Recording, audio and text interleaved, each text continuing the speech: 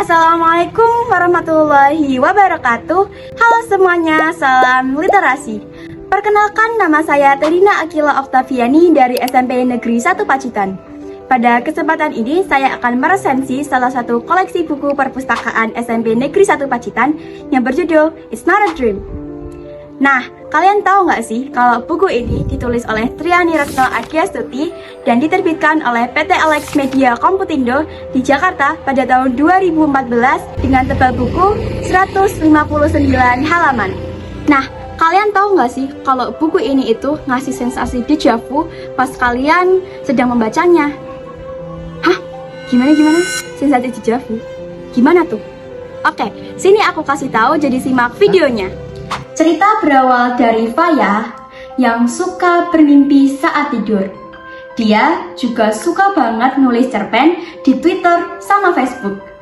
Dia suka ngambil mimpi-mimpinya sebagai tema cerpen-cerpennya. Tapi lama-kelamaan mimpi-mimpinya mulai menjadi nyata. Dia juga sempat mimpiin Elvin, cowok yang dia taksir, pamit pergi jauh. Ia ngerasa kalau pasti ada arti di balik mimpi-mimpiku. Akhirnya, dia mencari tahu lebih dalam tentang mimpi. Dari pencariannya, dia baru tahu kalau udah banyak psikolog yang membahas tentang mimpi. Dari pencariannya juga, dia tahu kalau mimpi-mimpinya itu bukan hanya bunga tidur, tapi mimpi-mimpinya adalah gambaran masa depan yang dia dapat saat tertidur pulas. Kalian tahu nggak sih kalau cerita ini mengusung tema cinta remaja, persahabatan, dan misteri mimpi Faya yang harus ia pecahkan. Karakter-karakter di cerita digambarkan dengan sangat hidup. Setting pada cerita berada di Bandung dengan Faya yang diceritakan berasal dari Ujung Berung dan bersekolah di SMA 74. Gaya bahasa yang digunakan dibuat pop remaja gitu, jadi santai dan juga ringan, tapi tetap deskriptif dan padat.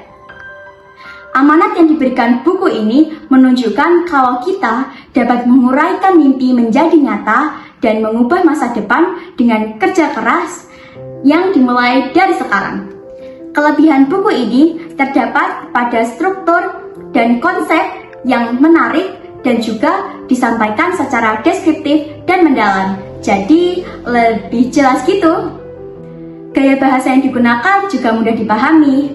Oh iya, penulis juga pandai dalam merangkai dan memilih kata-kata saat menggambarkan kejadian-kejadian yang menegangkan gitu.